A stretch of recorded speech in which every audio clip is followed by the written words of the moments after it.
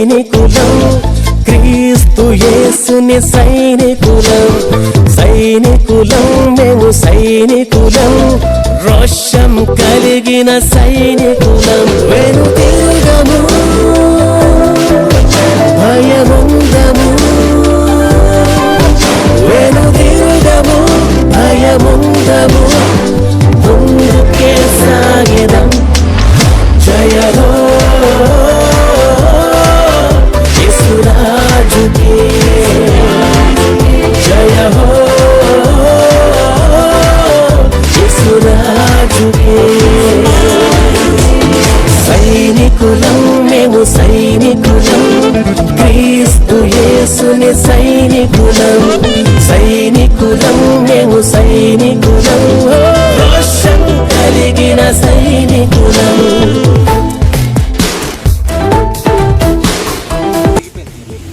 సోదరులారా, మీరు చూసినట్టయితే వైజాగ్ నుండి జంక్షన్కి వచ్చాము. రామసింగ్ జంక్షన్కి వచ్చేసరికి కారు ఈటెక్కిపోయి ఆగిపోయింది.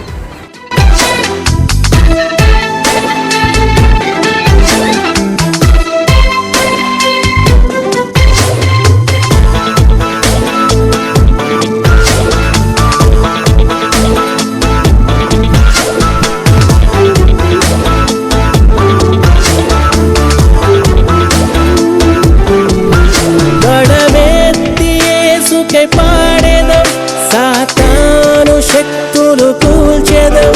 గడమెత్తి యేసుకై పాడెదం, సాతాను శక్తులు కూల్చెదం. అంధకారమంత హరించెదం, సత్య మార్గము ప్రకటించెదం. అంధకారమంత హరించెదం, సత్య మార్గము ప్రకటించెదం. జయ హో యేసురాజుకే, జయ హో యేసురాజుకే. సైనికులం మేము సైనికులం, క్రీస్తు యేసుని సైనికులం, సైనికులం మేము సైనికులం, రోషం కలిగిన సైనికులం.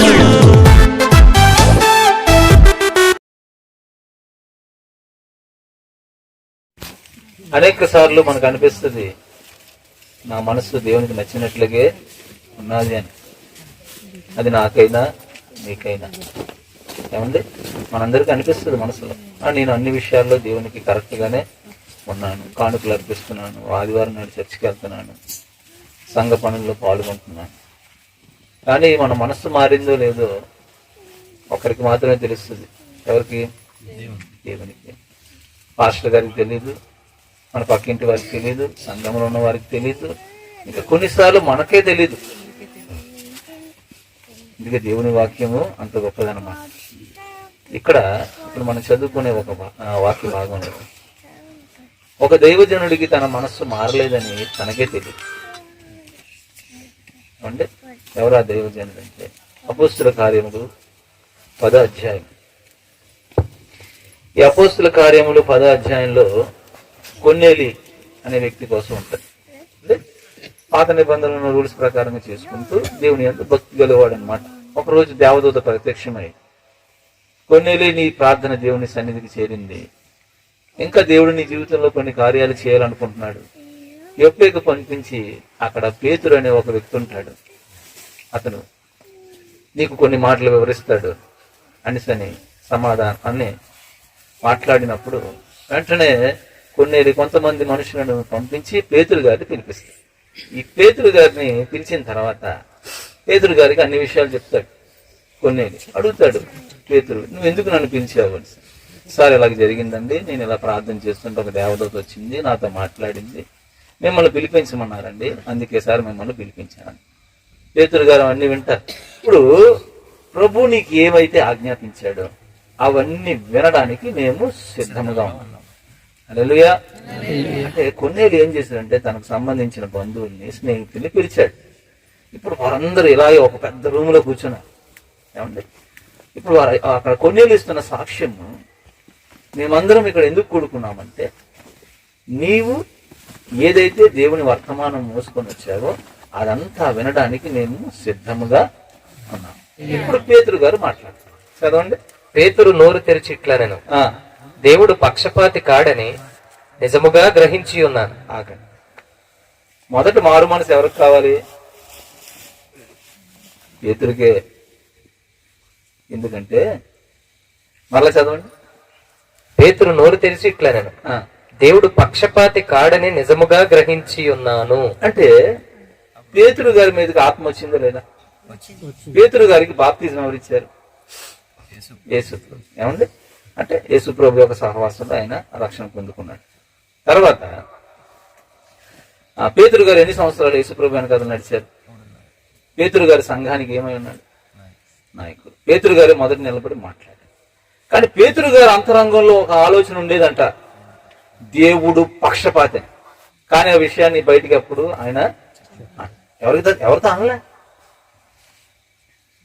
కానీ ఇప్పుడు ఏమన్నారు ఇక్కడ? దేవుడు పక్షపాతి కాదని నిజముగా అంటే ఇన్ని రోజులు ఏమనుకునేవాడు? అంటే ఇప్పుడు మారు మనసు రావాల్సింది కొన్నేలిక పేతురుక. ఏమనుకున్నాం? కొన్నేలి మారాలి, కొన్నేలి ఇంటి వారు మారాలి, అందుకేనేమో దేవుడు పేతుర్ని పిలిపించాడు అనుకున్నాం. కానీ ముందు ఎవరు మారాలి? చూసారండి, కొన్నేలికి దర్శనం ఇచ్చి పేతుర్ని మార్చారండి. చప్పట్లు కొట్టి దేవుడు మా ఇంట్లో. మనం అలాగే అనుకుంటాం, మా ఆయన మారాలి, మా ఆవిడ మారాలి. ఇప్పుడు కొన్నేళ్ళు ఇంట్లో ఉన్నవారందరూ ఎందుకోసం అక్కడ కూర్చున్నారు? దేనికోసం ఎదురు చూస్తున్నారు? పేతురు గారు వచ్చి ఏ మాటలు దేవునికి చెప్తాడో అవి విందామనే కదమ్మా కూర్చున్నారు. ఇప్పుడు సిద్ధంగా ఉన్నాడు. ఇప్పుడు పేతురు చెప్తాడు. అంటే పేతురు ఫస్ట్ ఆఫ్ ఆల్ తానేమై ఉన్నాడో అక్కడ చెప్పాడు. అంటే పేతురు ఫస్ట్ తన తప్పును ఏం చేశాడు? అక్కడ ఫస్ట్ తన తప్పును ఏం చేశాడండి? ఒప్పేసుకున్నాడు. హల్లెలూయా. ఇప్పుడు వీరికి దేవుడు పేతురు ద్వారా ఏ మాటలు అయితే అందించమని పేతురుని పంపించాడో ఆ మాటలు ఇప్పుడు పేతురు చెప్పాలి కొన్నేళ్ళు ఇంటి వారికి, ఆ సభ్యులకు. ఇప్పుడు ఏం చెప్తాడు చూడండి, చదవండి. ప్రతి జనములోను ఆయనకు భయపడి నీతిగా నడుచుకుని వారిని ఆయన అంగీకరించును. అంతే. హల్లెలూయా.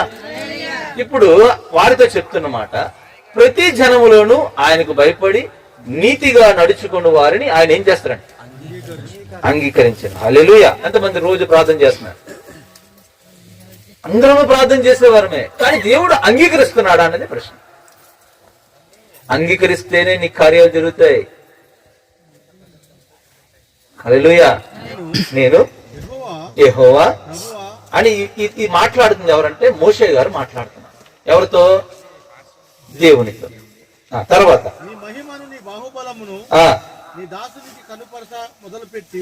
ఆగండి. ఈ మాటలు మోషే మాట్లాడడానికి కారణం ఏంటంటే, మోషే ఐగుప్తులో నుంచి ప్రజలందరినీ విడిపించమని తీసుకెళ్తాడు కదా. ఒకనొక సమయంలో బండతో మాట్లాడమన్నప్పుడు బండను ఏం చేస్తాడు? కొడతాడు.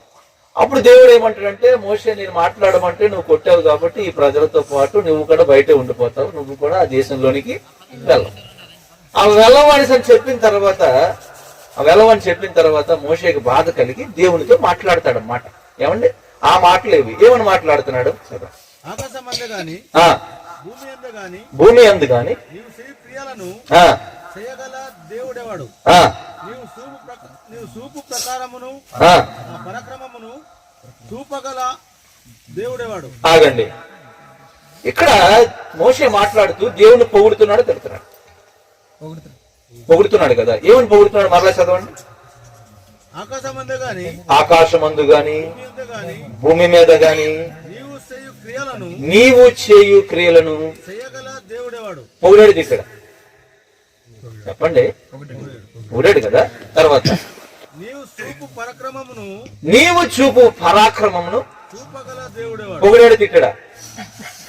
తర్వాత నేను అద్దరికి వెళ్ళి యోర్దాను అవతలనున్న ఈ మంచి దేశమును మంచి మన్నెమును ఆ లేబోనును చూస్తున్నట్లు దయచేయమని నేను యెహోవాను బ్రతిమాలుకొనగా. ఆగండి. ఫస్ట్ పొగిడాడు కదా.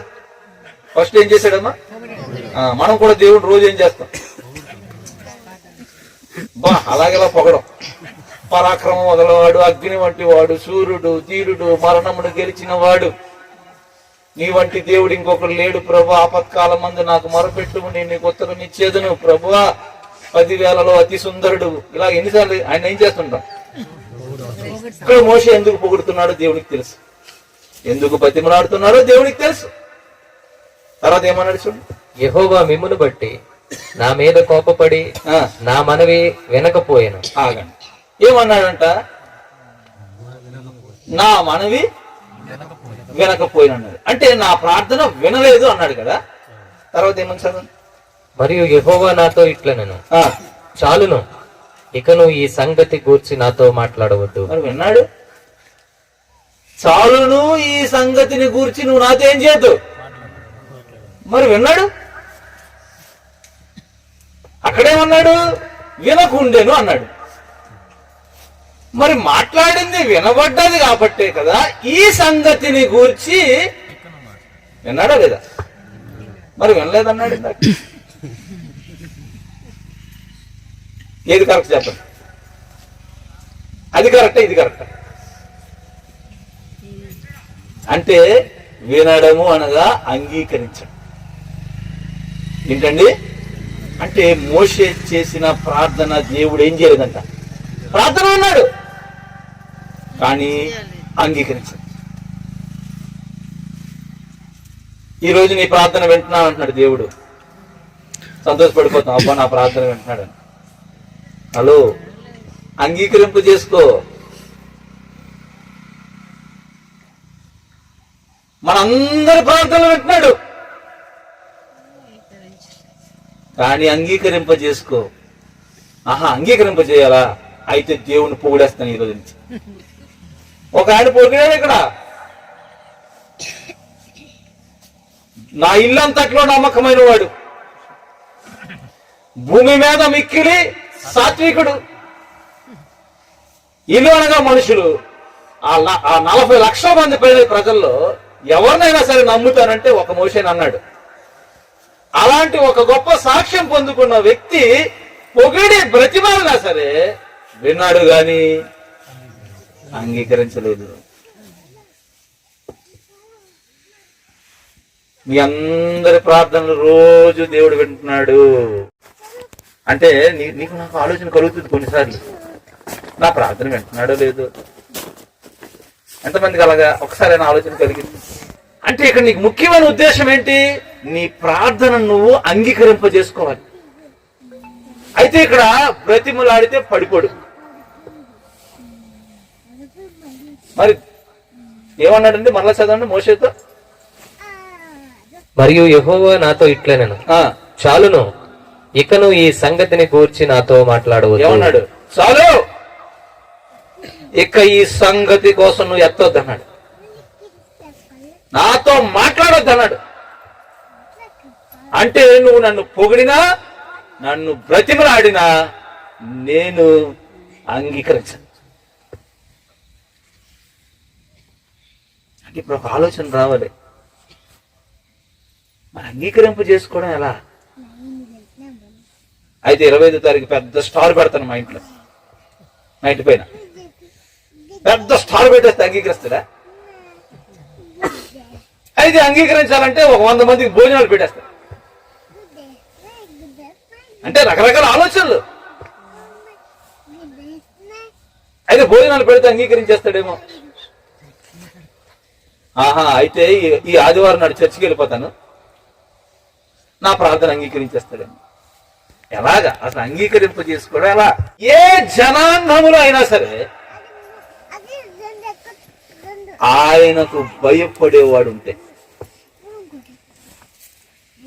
ఏంటండి? ఫస్ట్ ఆఫ్ ఆల్ దేవుడు అంటే నీకు ఏమో ఉండాలంట? భయం. అంటే ఈ రాత్రి నువ్వు వాక్యం వింటున్నావు, నీవు ఈ రాత్రి కనుక నువ్వు హృదయపూర్వకంగా అంతరంగంలోంచి రేపేమి జరగడో నాకు తెలియదు, ఈరోజు నాకు దేవుడు ఇచ్చాడు, దేవుడు దెయ్యముల మీద నన్ను అధికారిగా పెట్టాడు.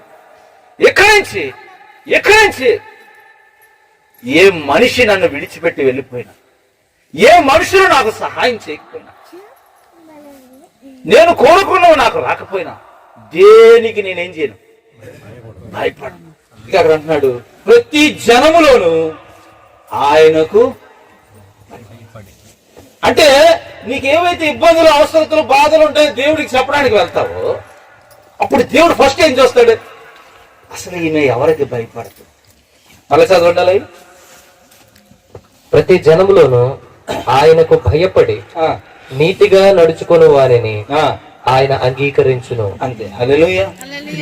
ఆయనకు భయపడు అంటే దేవుడు నువ్వు ప్రార్థన చేస్తున్నప్పుడు ఫస్ట్ నీకు తెలియాలి, యథార్థంగా ఒప్పేసుకోవాలి. యథార్థంగా నువ్వు లోకంలో దేనికి భయపడుతున్నావు అది ఎవరికి చెప్పాలి, చెప్పాలి దేవునికి. అయ్యా నువ్వు నాతో మాట్లాడేవు రాత్రికాల సమయం మందు, నీకు మాత్రమే భయపడమన్నావు, కానీ ప్రభువా నేను ఇంకా లోకంలో ఫలానా వాటికి నేనేమవుతున్నాను, కానీ నేను నీకు భయపడే వ్యక్తిగా ఇక్కడి నుంచి రుజువుపరుచుకోవాలి. నువ్వు దేవునికి భయపడుతున్నావు రుజువుపరుచుకోవాలి. రుజువుపరుచుకుంటేనే అవుతుంది. హల్లెలూయా.